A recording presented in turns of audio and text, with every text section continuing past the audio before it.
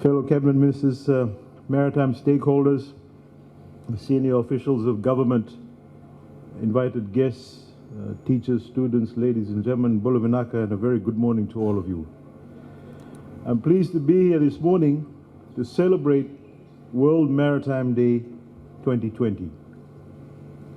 Ladies and gentlemen, this year's World Maritime Day provides an opportunity to raise awareness on the United Nations Sustainable Development Goals, which was commonly known as SDGs, and how the International Maritime Organization and its members, like Fiji, are working to achieve the targets.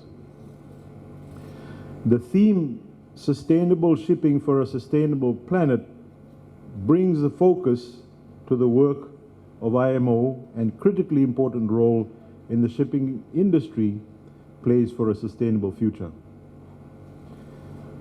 Ladies and gentlemen, climate change, as we all know, is the single greatest threat to livelihoods, to security, and the global well-being of all, with disproportionate impact on small island developing states, including the Pacific Island states around the world. In the Pacific, the people of the Pacific are guardians of 2/3 of the world's oceans and its resources. But yet, we have the smallest voice in all international forums. Fiji believes that the onus is actually on us to be proactive and to take action and to ensure that the oceans are protected, not only for the tourism sector, but for our future generations.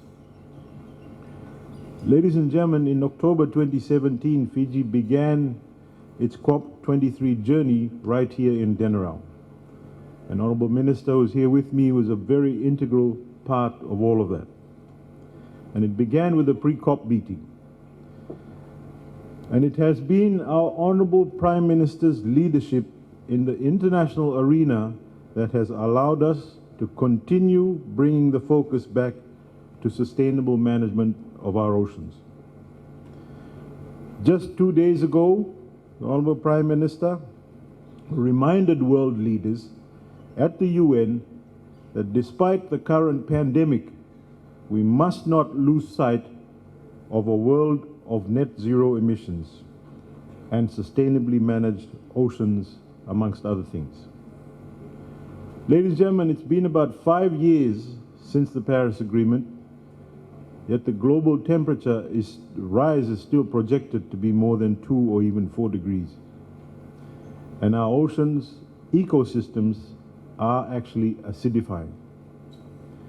As we chart our economic recovery post-pandemic, we must ensure that we are building back in a sustainable manner and protecting the health of our ocean, which is critical for the well-being of all Fijians.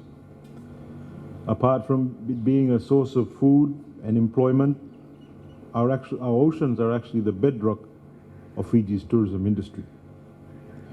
So it is our responsibility to ensure that we protect our oceans. That is why we have national commitments, which include 100% sustainable management of Fiji's 1.2 million square kilometers of ocean. That is why we are shifting to low carbon shipping. Ladies and gentlemen, in fact, this actual pandemic has given an opportunity for Fiji to reset and review our way of doing business. Organizing the World Maritime Day in the West actually speaks volumes in itself. Although the West has been deeply affected with the shutdown of our international tourism, by preserving our ocean and incorporating sustainability in our recovery, we will be able to bounce back stronger than before. Our oceans are already playing a vital role in our recovery. The blue lane under the Fijian COVID-safe economic recovery framework has set the guideline for travelers to quarantine at sea when coming to Fiji. and only after a negative COVID test the visitors can actually move around in Fijian waters. The Blue Lane, ladies and gentlemen, is an example of how we have been able to recommence maritime tourism, particularly for Denarau, and at the same time keeping Fijians safe. Pandemic has highlighted the professionalism and sacrifice of 2 million global seafarers who serve the world by delivering vital medical supplies, food, and other basic goods. And despite the numerous humanitarian crises encountered by seafarers, the overall resilience of the shipping industry during this pandemic has greatly been recognized globally. Today, ladies and gentlemen, as a minister responsible for maritime transport, I join the leaders in maritime to salute and to pay tribute to our men and women who have toiled hard to make the maritime sector an important contributor to our nation. At this juncture, also, ladies and gentlemen, I'd like to acknowledge the presence of our senior seafarers and our retired mariners. And I'm actually informed that on the World Seafarers Day, we have newly formed the Institute of Maritime Officers Guild. And congratulations to the newly appointed Executive Committee and office bearers. Ladies and gentlemen, whilst the work of seafarers and ship workers is important, the rights also of our travelers need equal attention. This financial year, the ministry will look on the work in terms of maritime travelers' rights, and I look forward to the input from key stakeholders and to provide your views, as it will affect the rights of a passenger and the rights of a seafarer. As we talk of rights, we as a nation also need to uphold the right of persons with disabilities. Therefore, the shipping operators are strongly encouraged to invest in vessels that makes accessibility easier for persons with disability. Ladies and gentlemen, we are resilient people, as we have proven many, many times in the past. No obstacle that we face today is as strong as our will to endure it. This year's World Maritime Day is to remind all Fijians and all businesses of the need to stand together and support one another in this time of crisis.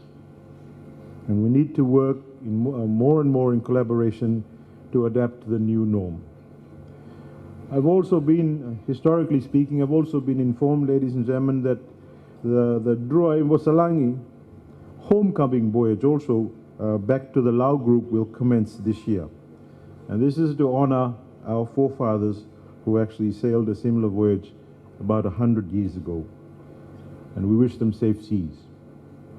With those few words, ladies and gentlemen, I wish to convey my gratitude to all the stakeholders in the maritime sector, and I wish everyone an enjoyable World Maritime Day.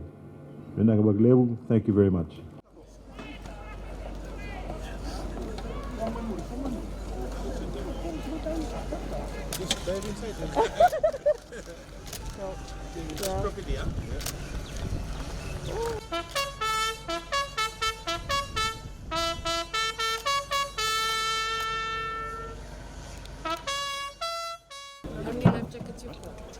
Oh, really?